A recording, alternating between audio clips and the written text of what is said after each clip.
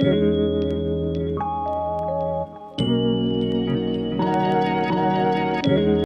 I am Dr. Samaria M. Colbert. I am the founder of Kingdom Creative Counseling. We're a licensed mental health agency located downtown Greensboro. Of course, I'm a licensed therapist. I am a published author of close to 60 books. I'm an entrepreneur, and I give you faith-based principles to bring about lasting change. I was really inspired to do this story time. And I was inspired after watching, this is graduation season, okay? So that means people are graduating from high school, graduate school, law school, college, and it triggered a memory within me when I was told I was not fit to be in the human services field. So I had originally not planned on doing a teaching. So as a quick plug, make sure you like, comment, and subscribe. Follow me on all social media platforms, particularly this particular one that I'm going to upload it on, which is YouTube, and then my podcast. I'm going to have some lives coming up about, one is called Hidden Agendas, how to increase in discernment, hearing the voice of God and what is God and what is not of God. And the other one is called Honor. And we're going to talk about the heart posture. I wrote a book called the Ministry of Honor about 10 years ago. I'm going to post that link in our next teaching when we get there. But you can still find it on my website. I'm going to talk about how honor positions us for platforms, and positions us for promotions, it positions us to be postured for God's use, and it positions us to be in the presence of great people. So honor does all of that. But we'll talk about that another day, another time. You know, you got me. But I was, like I said, I was really inspired. I was actually told by a professor at one of the colleges that I went to that I was too quiet. As a professor and one of my field practitioners, I was too quiet to be in the human services field. For those who don't know, I had been now in the human services field about 16 plus years.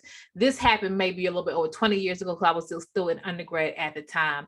And so I want to do this to encourage someone. Maybe you're going to college, maybe you're graduating from college, maybe you're going to graduate school. I want to encourage someone, because you'll always have someone who will try to stop you or discourage your efforts because they don't think you fit the part of where God has positioned you to be. Okay. So let me start by telling you the backstory. Some of y'all have heard it. Just sit back, hear it again. Okay. I don't know if it's going to be 10 minutes or 30 minutes. I don't know. I'm just going to flow with it. I'm going to talk about it. For those who don't know, I have explained this before. I'm going to explain it again. I'm originally from Maryland. Okay. And I live in North Carolina. I have lived in North Carolina many, many years now. But I'm from Maryland, okay? And so how I fell in love with North Carolina was because I got accepted into Bennett College in Greensboro back in the late 90s, okay? So I tell you how old I am. I am in my 40s. Some people don't believe it. They say 40. Yes, honey, 40. I know I look good. I will not be aging at all, okay? I'll be aging backwards, not forwards, but that's neither here nor there. So I was at the Bennett College. Now I didn't get a chance to I didn't get a chance to graduate from Bennett, even though I absolutely loved it. I loved the city. I loved Greensboro. I loved everything about it, but I was an out-of-state student. And how many of y'all know out-of-state student tuition is way more expensive? So I ended up having to go back home, which I was miserable there, because once I went to the promised land and had to go all the way back, I'll go all the way back to Egypt. I'm just joking. I really was miserable though, because it wasn't where I was supposed to be. And so I ended up going to Bowie State University, got my undergraduate degree, and went to graduate school at Howard University. Shout out to Howard. Hey, okay. That was a long time ago though. Anyway. And of course I got my doctoral programs from a different program as well. But I was told by my professor at Bowie State. Now, let me just say this. I loved Bowie State as well. My professors were so amazing. They really inspired me. I never forget my professors. I still remember some of them names. I still remember the name of the one who tried it, but we're not going to say her name because she is since retired. I just want to tell you my story to encourage you, not to be messy. You understand what I'm saying? Okay. So backstory. So I didn't graduate from Bennett. And for those who don't know about me, I've always told kind of how I operate. And this is not personality type. When I'm talking about things that I'm knowledgeable about, that I'm passionate about, that I love, even when I'm getting up to speak a lot of times, I come with really confidence because I know my stuff and I'm passionate about it. However, my personality, my natural personality is that I'm very quiet and introverted. Now, Let me give you this caveat, because I heard people say, "Oh, you're shy and you're afraid to speak to people." No, I talk to people all the time, and I'm not near nervous. Okay, you have to speak to people when you're in the human services field. So shy and quiet or shy is not the same thing as just a quiet natured person. When you're shy, you're afraid to speak to people. You're just like, afraid. When you're quiet, you're like me. You're more observant. You operate in wisdom. You operate in knowledge, and you just kind of sit back and observe. And that's okay. I don't have a problem with people, but my quiet nature was what got me discriminated against. Because I've always been quiet, my observation is that people oftentimes overlook you or dismiss you. They are focused on the person talking. And we assume the person doing all the talking got all the answers. 9 times out of 10, the one that's doing the talking is not talking. They're not producing anything. So it's better to be more quiet and produce things that then postures you. So when you do open your mouth, you are saying something that makes sense. But anyway, like I said, growing up, I was always quiet, and I still am. I love to sit back. I love to read books. I love to sit and study. My favorite thing, I love to sit back, read books, and just study and get my word and just do the most. You know what I mean? Like I said, how do you think I wrote all these books? I didn't do that just being chatty catty here, okay? I've always been just more quiet, and I love that about myself. I literally feel like one of my spiritual gifts that God has given me has been the gift of wisdom, and I'm very proud of the person that I have become. So this is the story. When you are going through undergraduate, the program that I went to, okay, I got into, I didn't graduate from Bennett, like I said. I decided to start the human services field. Believe it or not, after I had joined an organization while I was still at Bennett called the Student Christian Association. I was active in that organization for my whole time I was at Bennett. There was a college chaplain there that I still love and stay in contact with. Today I consider her my spiritual person. Sometimes I call her my mentor. Sometimes I just say chaplain, but her name was Reverend Canty. Now, Reverend Canty is Pastor Canty now. She pastors in like 2 churches, I believe, in Charlotte. But she was my person who was very encouraging to me. But she was over that organization. And so how I started in the human service field, because I was in college, I didn't really know what I was supposed to do. I was one of those people say, "Oh, you should go." I remember hearing people say, "You should go do this," or "You should go do that," or "They need blacks in the engineering field. They need blacks to do computer science." And me in engineering, computers, honey, I know how to turn stuff on, and that's it. And that's it. I can't, no. So wasn't really sure, but I was still active in this organization. I was taking my general education courses. Once I was active in the organization, we had an opportunity to travel to Zimbabwe. Now, again, this is no slight on Zimbabwe if I mention your country. This is the first time I traveled outside of the country, okay? And so how I decided I was supposed to be in the human services field is because prior to that, one semester prior, I had taken a class in sociology, and I really was interested in the world and history and how the world began and human services field. And I was like, oh wow. Once I got this opportunity to go to Zimbabwe, so the organization is a student Christian organization, but it was sponsored, like the United Methodist Church sponsored us, like myself and a few other students, my chaplain at the time, and some students at A&T to travel to Zimbabwe. Okay. And so when I got to Zimbabwe, again, at that time, this is over 20 years ago. Okay. Remember that. So if you get offended, I'm not saying Zimbabwe is like that now. This is over 20 years ago. I just felt like I had a aha moment. Like, I'm supposed to be in the human services field, because what we did was we didn't go there to sightsee or go to like Victoria Falls. We went to Victoria Falls, but we didn't go there as like tourists. We went there to work. So we worked with other college students. We worked in, I think it's called the Matari Mission at that time. We saw, we did a lot of stuff, but we went there to basically work. And that completely changed my life. And that's how I knew that I was supposed to be in the human services field. And the other things that God began to speak to me out prior to that, like understand my full calling, but I had to just kind of stop and give you this chaos. I know I'm kind of all over the place. I don't have any notes, so just go with me. Sometimes you don't have to have one calling. You could have multiple callings. Like, you could be called to ministry and social work. You can call to ministry and business or something like that. You see what I'm saying? It's not like one-sided. I think that how I was raised is that you had one thing that you had to do. Like if you were a pastor, then you had to be a pastor. Nowadays, or the whole, you can be a pastor and a business person, or a prophet and a something else. Okay. So I discovered one part of my calling, which is to be in the human services field, when I went to Zimbabwe. And that's how that got started. So I do thank Reverend Canty. I still thank her to this day when I do speak to her. I do speak to her pretty often, not every week, but pretty often. I do thank her in the United Methodist Church, even though I was not raised in that denomination, that they were able to sponsor us, because at that time I was also broke. Okay. But I was not able to return to Bennett College, even though I had these really, really great experiences and met some amazing people. And I loved Greensboro, and I knew that was my place. And I was supposed to go there, right? So I had to go to Bowie State. And again, this is not a slight against Bowie State. The professor who said this is probably now retired. Okay. And so I completely changed my major, which is why I did not graduate with my class, the class I was supposed to graduate, because I completely changed my major, because I had this epiphany that I'm not supposed to do business or get a MBA or do whatever they want me to do. I was going to be in the human services field. So I declared my major, transferred to Bowie State because I ran out of money. Well, I would have been back at Bennett, honey. That's why I would have been back there, because I loved me some Bennett. And so I was able to just really get engaged in that program. I loved it. I won't tell you the school, because again, I don't want to put a negative light on the school. I know it was 20 years ago. I just said that, but you never know how someone will take that information and then kind of run with it. Okay. So that's why I'm just not telling you the actual the section of that school that I went to, because I actually really, really had a wonderful experience there as well. It's just that one professor.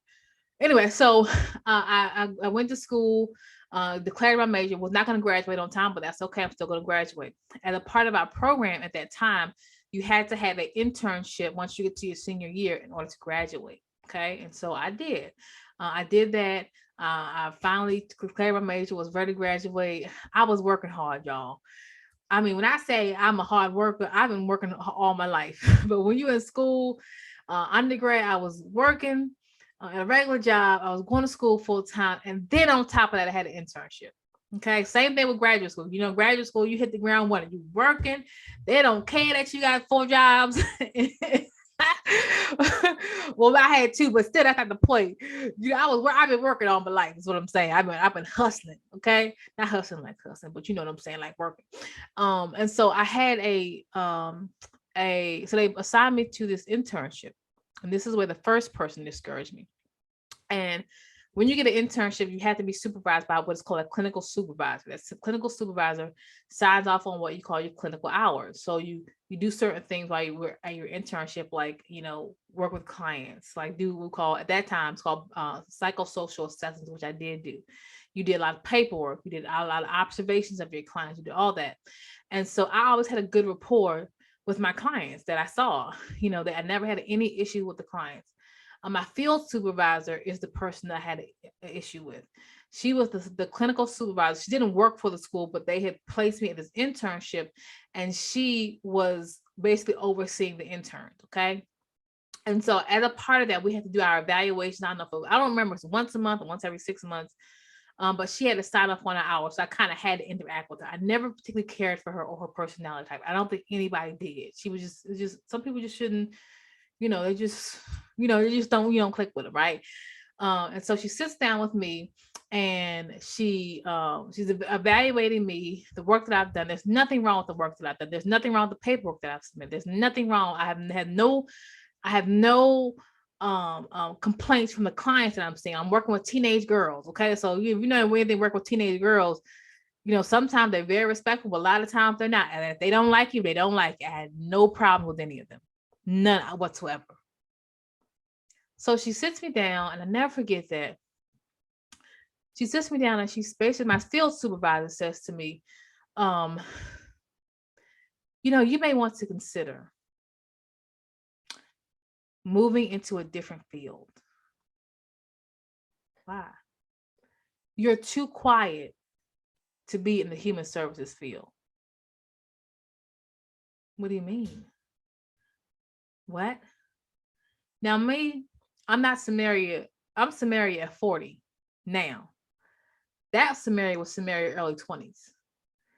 Samaria at 40 is not shy, scared to speak up. Because I should have checked her on spot right then and there, but I didn't.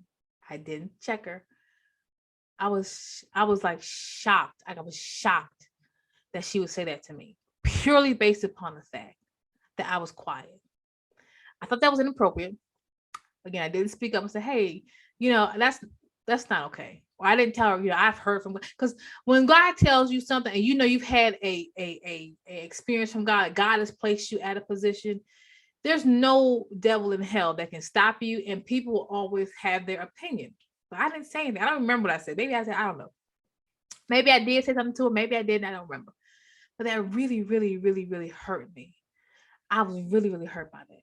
So this is where my professor comes in. Now, mind you, the professor that I had is over the internships at the school that I'm at. Okay. And so I felt like my other professor, which I should have said something to. Remember, I'm early 20s. I don't speak up probably the way I should, like I would do nowadays, or even if I was in my 30s or something. I just didn't do it. And so I wanted to seek solace with her. My field, my other supervisor, not my, excuse me, my other professor that taught a human services class, and she was over all the interns. She's the one who places the internships. So I remember I sat down and I spoke with her, and I said, like, one of my field supervisors told me I was too quiet to be in the human services field. And I wanted her to give me some advice or some encouragement, like, don't worry about her. She had some type of comfort.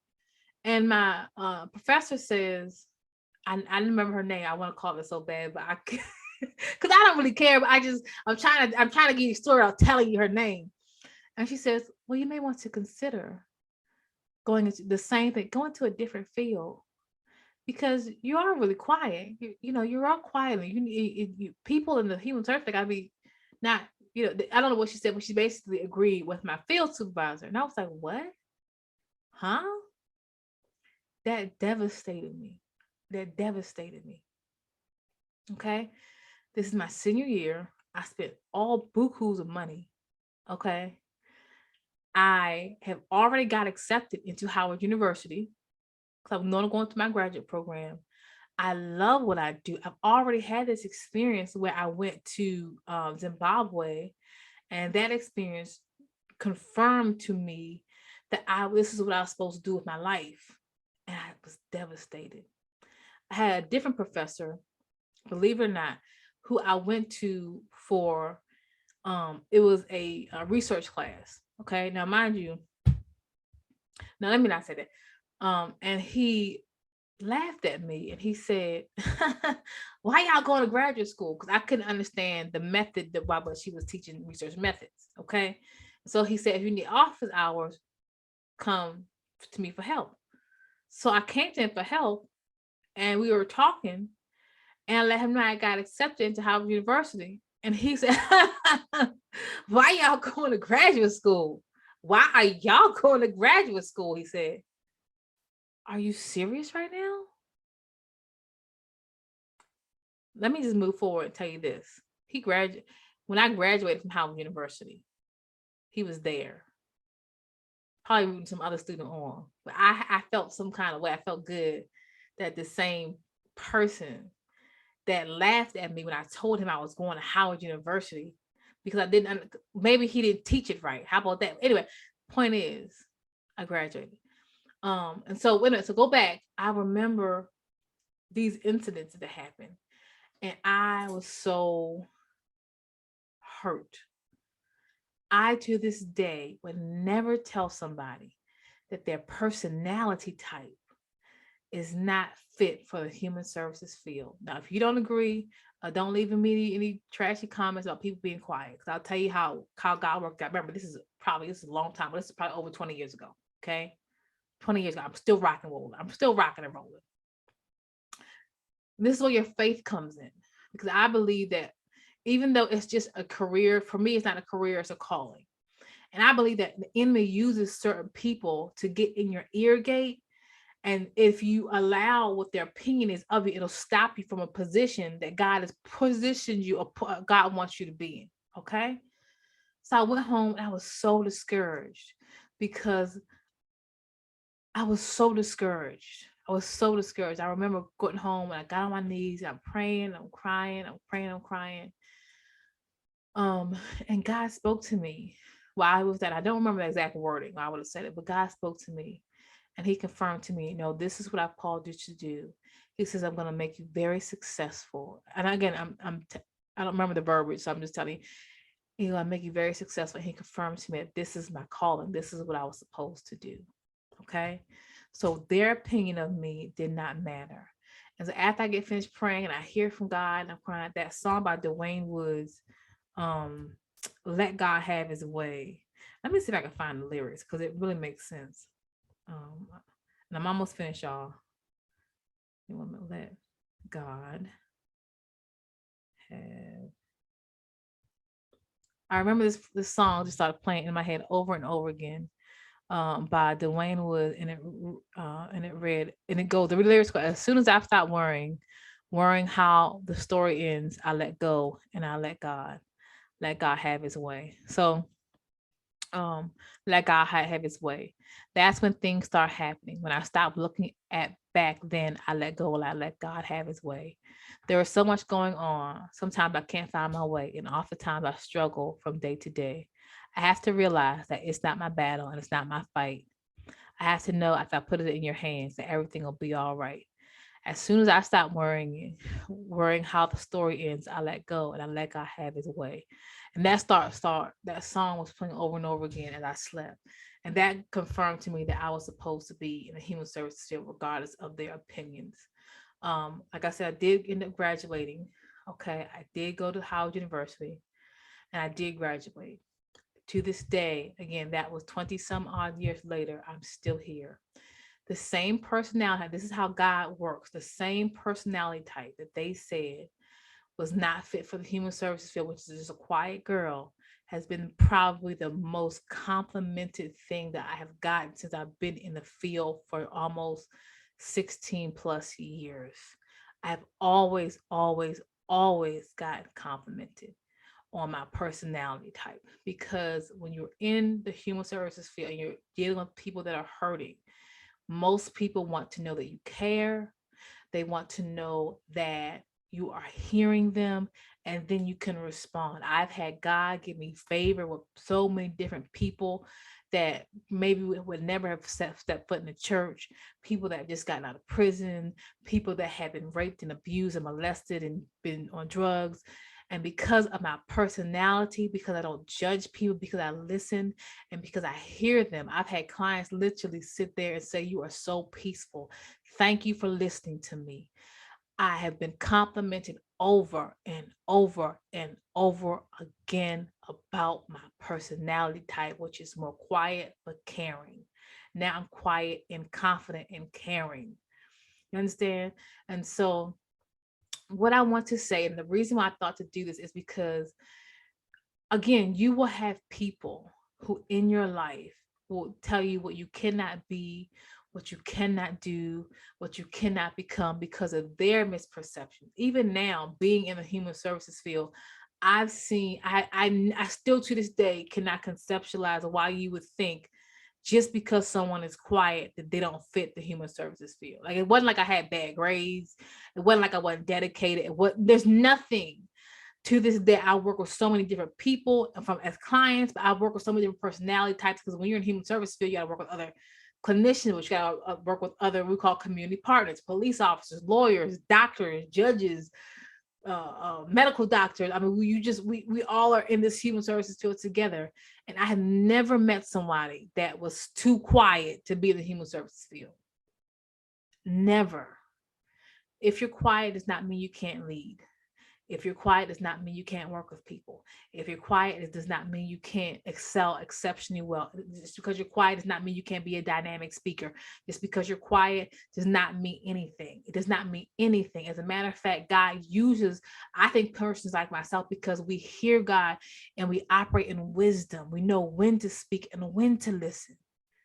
And it's so ironic to me that 20 years later, but I say 20 years later because it was like 20 years ago now that happened. I wasn't quite working in the field yet, but I've been in the field, I got my first job over 16 years ago.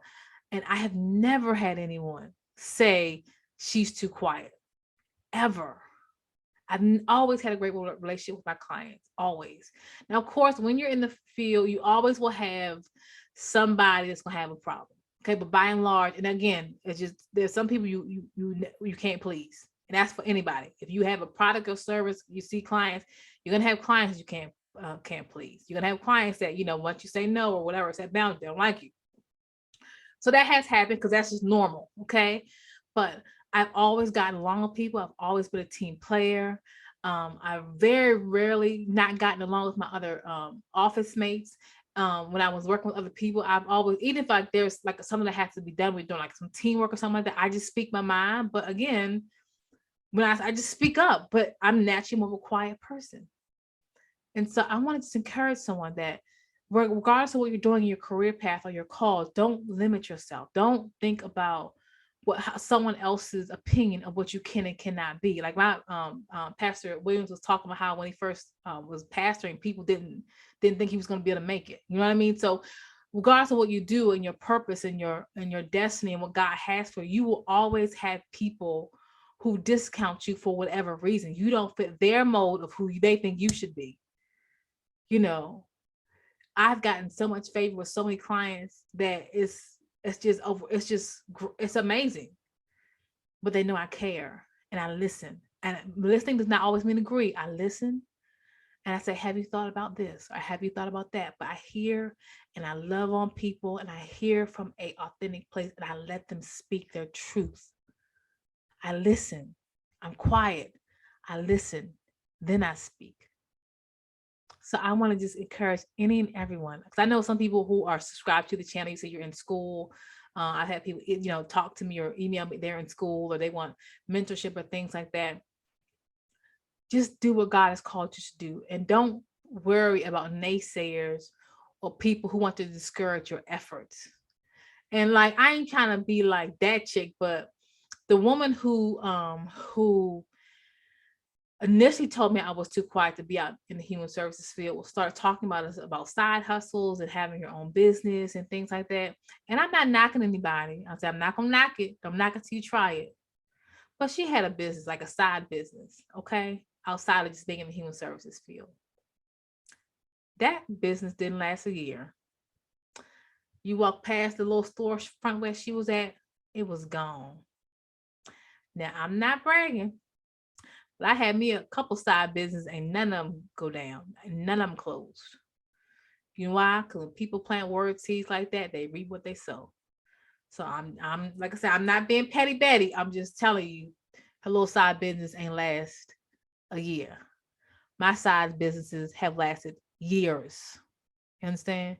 So don't let people discourage you to and be what God wants you to be. Keep moving forward. Keep learning, keep growing, keep studying, be the best in your field of practice.